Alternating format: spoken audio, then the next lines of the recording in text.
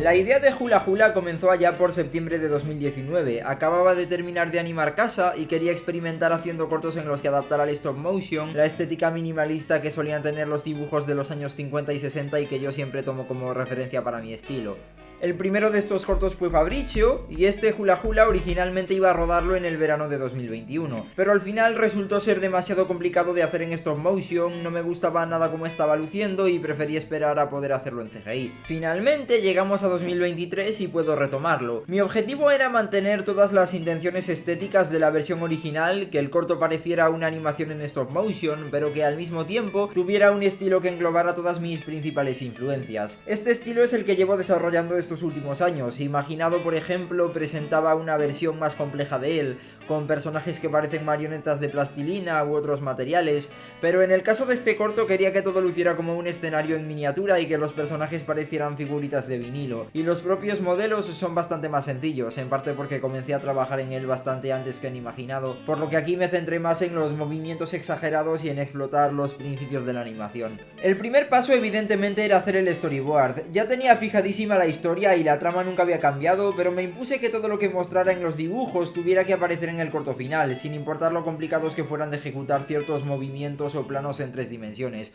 Podía añadir cosas pero no quitarlas. Al mismo tiempo se modelaron los personajes y los objetos. La intención era que todos los elementos lucieran planos, como si fueran en 2D pero con un poco de volumen. Mi principal inspiración para el diseño siempre es el estilo de Upa, aunque más bien tiro por la Atalanta europea de este, que apareció en cortos como los de Zagreb Films o los anuncios de los estudios Moro. En este estilo los personajes están compuestos de formas básicas y tienen unas siluetas muy marcadas, y para lograr este look en 3D cada personaje del corto tiene 2 modelos, uno para las tomas en las que se le ve de frente y otro para aquellas en las que se le ve de perfil. El resto de los elementos están modelados de tal forma que solo puedan verse desde un ángulo concreto, por lo que la mayoría de los planos están situados en una perspectiva trucada para que el efecto funcione, creando un tipo de tomas simétricas que solía verse en aquellos cortometrajes de los años 50. Por otra parte, para los escenarios me centré más en recrear el look stop motion de la versión original del corto, e incorporé elementos manuales a estos. Los fondos son planchas de papel pintadas con acuarelas que se escanearon directamente al ordenador, y el agua está hecha para parecerse a las láminas de plástico que iban a utilizarse en aquella versión. Para el setup de los personajes se prestó mucha atención a la hora de prepararlos para la animación. A lo largo del cortometraje iban a estirarse, cambiar de tamaño, deformarse, por lo que tienen que ser muy expresivos y elásticos. Ninguno de los modelos tiene un rig, en vez de eso están formados por distintas partes que se pueden manipular y cambiar de lugar fotograma a fotograma, como si fueran marionetas para un stop motion. Aún sigo animando estos cortos de la misma forma de la que animaba mis antiguos stop motion, de hecho, lo hago en un ordenador, pero los métodos siguen siendo los mismos. Para que los brazos y las piernas de los personajes se doblen, utilizo un deformador de bend,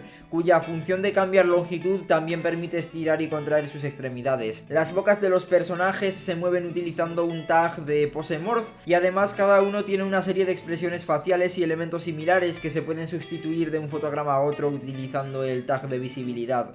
Evidentemente, en prácticamente cada toma uno o más modelos se modifican o deforman de alguna manera, por lo que el tag de pose morph se utilizó constantemente. La abundancia de slapstick en la animación de personajes es más propia de la animación occidental de los años 40 y 50, pero yo para este aspecto siempre tomo como referencia la animación de animes antiguos como Gamba, Calimero o Doremi, que se caracteriza por dar una mayor importancia a la expresividad de las poses de los personajes en los keyframes que a que haya una fluidez en el pase de uno al siguiente, estando animadas a 8 o 12 fotogramas por segundo y recurriendo por lo tanto a un fuerte uso de smears y deformaciones. Este tipo de animación suele tildarse de limitada, pero a mí este término siempre me pareció bastante feo y tampoco me parece correcto. Es un estilo en el que hay que darle importancia a cada fotograma y esto es bastante complejo. Recrear muchas de estas técnicas en 3D supuso varios retos, el principal siendo el uso de smears.